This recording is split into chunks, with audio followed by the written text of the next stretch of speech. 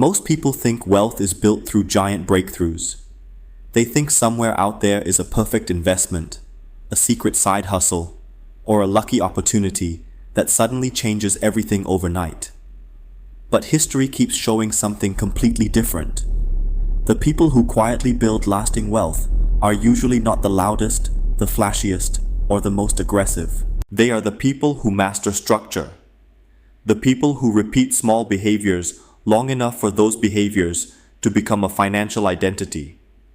And nowhere is that more visible than in Japan, where ordinary households have practiced forms of financial discipline that survive recessions, inflation, stagnant wages, and entire generations of economic uncertainty. Meanwhile, millions of Americans earn decent incomes and still feel financially trapped.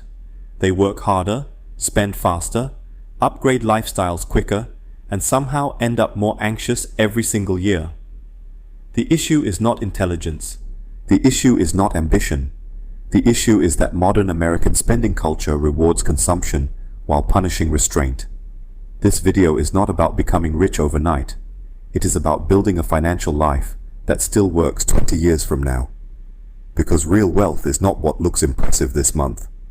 Real wealth is what survives decades. The average American household in 2026 carries thousands of dollars in consumer debt. Millions have almost no emergency savings. Even six-figure earners report living paycheck to paycheck because their lifestyle expanded at the exact same speed as their income. Every raise disappeared before it could become wealth. Now compare that to many Japanese households. Wage growth has been slow for decades. Interest rates stayed near zero for years. Economic growth often looked stagnant on paper. And yet countless families quietly accumulated financial stability through behavior, patience, and structure instead of financial theatrics. The difference is not magic. The difference is not genetics, or geography, or luck. The difference is systems. Quiet systems repeated for years until the results become impossible to ignore. The first Japanese habit that changes everything is called the Kibo purchase pause. Before buying anything non-essential, the person stops and asks 4 questions. How much money do I have right now? How much do I want to save this month? What exactly am I about to buy? And how will this purchase genuinely improve my life? That sounds simple until you actually do it. Because the moment you force yourself to physically write down the answers, impulse spending slows down immediately. The emotional excitement fades just enough for logic to finally catch up. Modern spending is designed to bypass reflection. One-click purchases, saved payment methods, buy now pay later systems, same-day delivery. The entire system is engineered to make spending happen before thinking does. The Kibo method restores the thinking part. Imagine opening Amazon at midnight, ready to spend $180 on random things you did not even plan to buy earlier that day. Now imagine forcing yourself to sit at a kitchen table with a pen and answer those 4 questions first. Most purchases shrink. Some disappear completely. This is not about deprivation. It is about removing unconscious spending from your life. Because most financial damage is not caused by one giant mistake. It is caused by hundreds of invisible small ones repeated constantly. The second habit is Hara Hachibu. In Okinawa, one of the longest living regions in the world, people traditionally stop eating when they are about 80% full. They do not wait until discomfort. They stop early.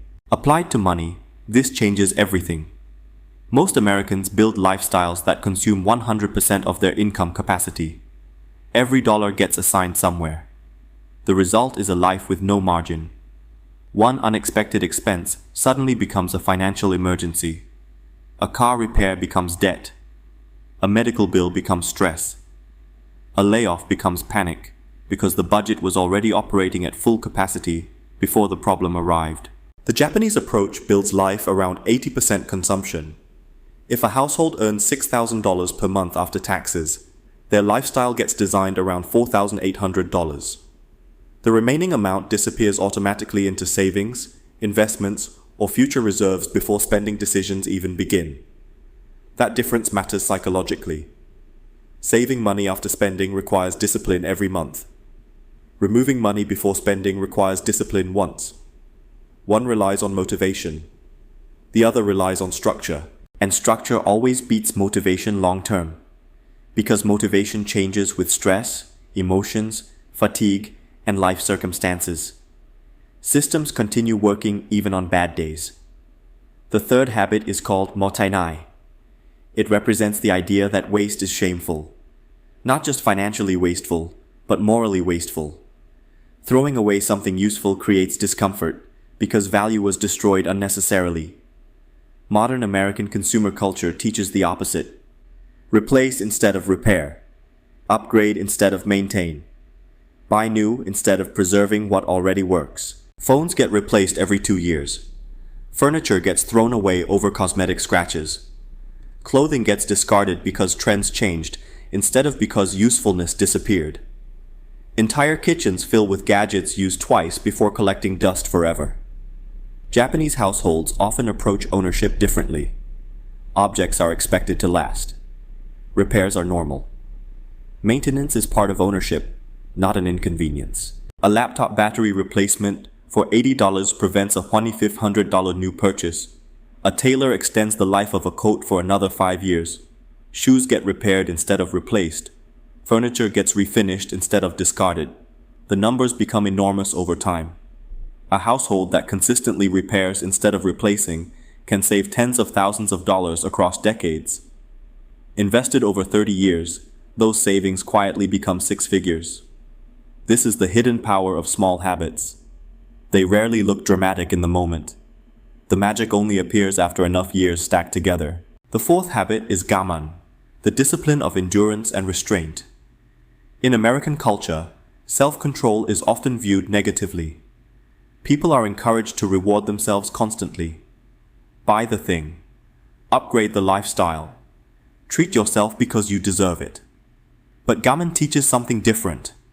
The ability to want something and still choose not to buy it is considered strength, not deprivation. Strength. Apply this to purchases over $200. Create a mandatory 30-day waiting period. No exceptions. Write the item down. Revisit the list 1 month later. Most desires disappear long before the 30 days end. What felt emotionally urgent on day 1 often feels irrelevant by day 21. The craving fades because many purchases were never about utility in the first place. They were emotional reactions disguised as financial decisions. This single rule prevents thousands of dollars in lifestyle inflation every year. And more importantly, it filters out purchases that never mattered. The fifth habit is hansei, structured self-reflection. At the end of every month, Japanese businesses often review performance, including successful projects, to identify weaknesses and inefficiencies.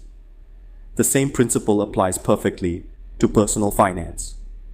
Once a month, sit down with your bank statements and review every category. Not to shame yourself, not to panic, simply to observe patterns honestly. Which expenses created real value? Which ones disappeared from memory immediately? Which subscriptions quietly drained money without improving life at all? This process is uncomfortable because it removes illusions. People discover they spent hundreds of dollars on convenience purchases they barely remember. They realize stress spending became routine. They see how boredom quietly became expensive. But awareness changes behavior. The moment spending becomes visible, unnecessary consumption loses some of its power. The sixth habit is kaizen, continuous small improvement. Americans often attempt financial transformation through giant dramatic changes. Extreme budgets, massive spending cuts, aggressive investing plans. Most collapse because the changes are psychologically exhausting. Kaizen works differently. Improve by 1% at a time. Tiny changes repeated consistently become enormous over decades. Increase savings by 1% per year. Reduce 1 unnecessary subscription this month. Cook at home 1 extra night per week. Small changes feel insignificant in isolation. Together, they completely reshape financial outcomes. This is how compounding actually works in real life. Not through intensity, through consistency. The seventh habit is Shoshin, beginner's mind. Once a year, Japanese households approach recurring expenses as though seeing them for the first time. Every subscription, every membership, every automatic payment gets questioned again. Would I still sign up for this today, knowing what I know now? If the answer is no, cancel it immediately. The average American household spends thousands annually on recurring subscriptions. Many go unnoticed for years because autopay removed visibility. Tiny monthly charges become permanent financial leaks. Streaming services multiply. Premium apps stack together. Old memberships survive long after usefulness disappears. Most households are not intentionally choosing these expenses anymore. They are simply tolerating them. One annual subscription audit can free hundreds or thousands of dollars permanently. And unlike earning extra income, reducing unnecessary recurring expenses creates instant guaranteed returns. The eighth habit is cash friction. Japan still uses physical cash heavily in daily life, and research consistently shows people spend less money when using physical cash instead of cards or digital payments. Why? Because handing over physical money creates emotional friction. Spending feels real. Digital spending removes pain. One tap, and the transaction disappears into abstraction. The emotional disconnect encourages overspending because the brain processes digital payments differently. Try withdrawing weekly cash for restaurants, coffee, entertainment, and impulse spending categories. When the cash runs out, spending stops. No negotiations, no swiping anyway. This system sounds restrictive until you experience the psychological freedom it creates. Decision fatigue disappears because the limit already exists. The wallet decides for you.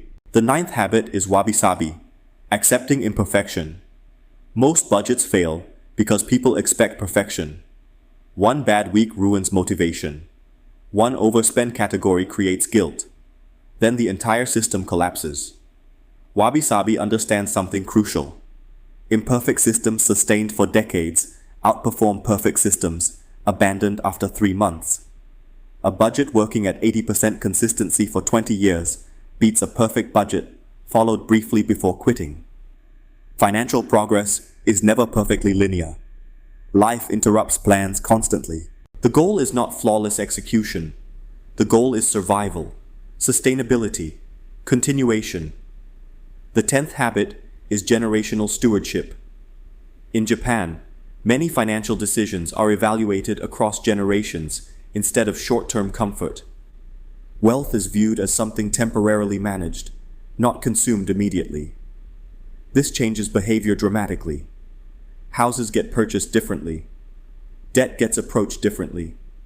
Investments become long-term tools instead of emotional scoreboards. Most American households think in 5-year timelines. Wealthy families often think in 50-year timelines. That difference changes nearly every financial decision. The 11th habit is social accountability. Historically, Japanese communities often formed financial accountability groups where members shared savings progress and financial goals openly. Modern American culture often hides financial truth. People discuss purchases more than savings. Status becomes visible. Stability stays invisible, but accountability works. A small trusted group sharing savings rates, debt progress, and financial goals monthly often creates stronger discipline than any app ever could. Because humans naturally protect identity. Once people publicly define themselves as financially disciplined, behavior slowly aligns with that identity. The 12th and final habit is patience. Real patience. Not motivational quote, patience. Multi-decade patience. This is the hardest one because modern culture trains people to expect visible progress immediately. Fast results, quick upgrades, constant stimulation. But wealth rarely feels dramatic while it is being built. Most compounding happens invisibly for years, sometimes decades. At first, savings feel small, investments feel slow, progress feels almost disappointing compared to online millionaire stories. But quietly, the foundation strengthens. Then eventually, something changes. The portfolio grows faster than contributions. Investments start producing meaningful income. Financial emergencies stop feeling catastrophic. decisions become calmer because margin exists. And one day you realize something strange. Money no longer controls every decision you make. That is the real goal. Not luxury, not status, freedom. The truth is most people will never build wealth because they keep searching for intensity instead of systems. They want dramatic strategies instead of boring consistency. But boring repeated correctly becomes extraordinary over time. The Japanese habits work because they are not built around excitement. They are built around endurance. They survive inflation, recessions, stagnant wages, and emotional market cycles because human behavior stays consistent underneath all those conditions. And maybe that is the biggest lesson in this entire video. Wealth is not usually destroyed by lack of intelligence. It is destroyed by lack of structure. A household earning $70,000 with discipline often outperforms a household earning $250,000 without it. Not because income does not matter. Income matters enormously. But unmanaged lifestyle expansion can consume almost any income level eventually. The world constantly tells you to upgrade your life faster. Bigger house, better car, more subscriptions, more convenience, more consumption. But every upgrade quietly increases the amount of money required to maintain your current existence. That is the trap.